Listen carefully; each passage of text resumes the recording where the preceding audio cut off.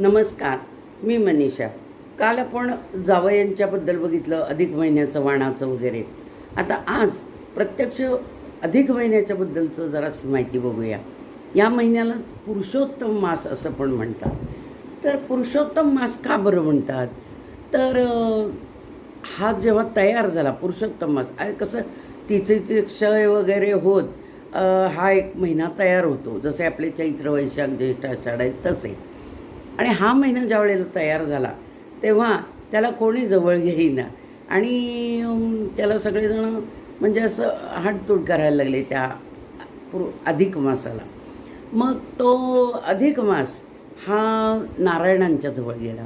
नारायणांच्या जवळ गेल्यानंतर म्हणला की मला कोणी देवता आपल्याजवळ करत नाहीत आणि कोणी देवता माझ्यावर प्रसन्न होत नाही, तेव्हा मी काय करावं बरं आता? मग नारायण म्हणाले, चल मी तुला विष्णूकडं घेऊन जातो. म्हणून ते विष्णूकडं घेऊन गेले आणि विष्णू म्हणाले, चल मी तुला आजपासून माझ्याबरोबर ठेवतो, परंतु आपण गोलोकामधल्या श्रीकृष्णाकडे जाऊया.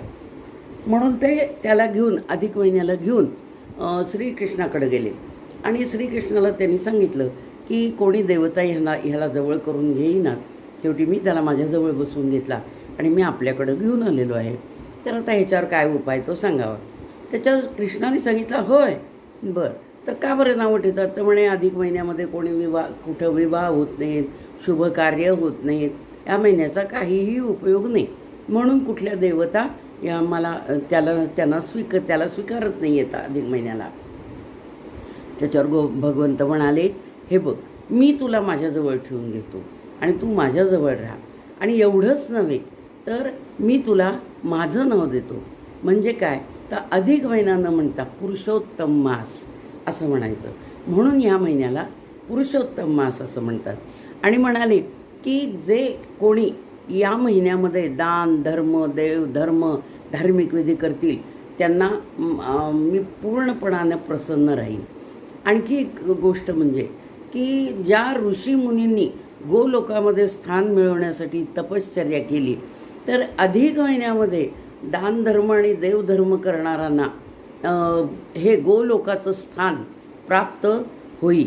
हे मी तुला म्हणजे हा वर देतो आणि तुला मी माझं नाव देतो.